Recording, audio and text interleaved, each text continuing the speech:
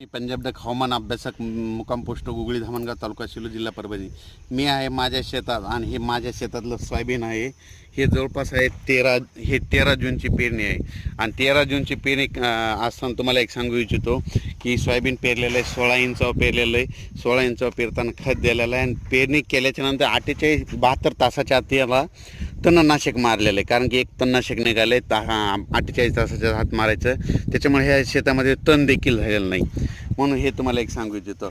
आता नवीन शेतकऱ्यासाठी अंदाज येतो. सर्व शेतकऱ्याला सांगू इच्छितो की राज्यात आज 25 जून, 26, 27, 25 जूनला फक्त पूर्व विदर्भाकडे आज पाऊस पडणार आहे. त्याच्यानंतर मग तो पाऊस मराठवाडा म्हणजे उर्वरित महाराष्ट्रात भाग बदलत पडणार आहे. म्हणून हा अंदाज लक्षात येतो. राज्यात एकंदरीत सांगायचं झालं तर राज्यात सर्व शेतकऱ्याला एक परत सांगू इच्छितो. आता पाऊस कधी येणार आहे तर राज्यामध्ये आता 28 जून, 29 आणि 30 तारखेला राज्यात पाऊस पडणार आहे.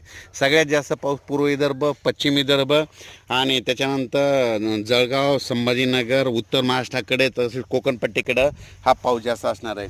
म्हणजे 27-28 जूनचा पाऊस हा जवळपास म्हणजे सांगायचं झालं तर वर्धा, नागपूर, भंडारा, गोंदिया, अमरावती, अकोला, वाशिम, बुलढाणा तसेच परभणी, जळगाव, जालना, बीड, नगर,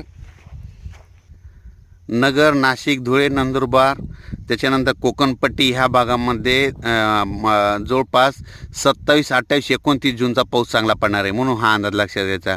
उर्वरित राज्यात देखील पाऊस पडणार आहे. म्हणजे सातारा, सांगली, सोलापूर, कोल्हापूर या भागात देखील पडणार आहे, पण थोडाफार कमी पडणार आहे. म्हणून हे अंदाज लक्षात घ्यायचा.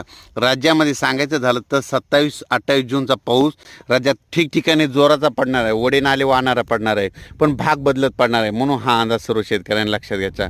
सर्व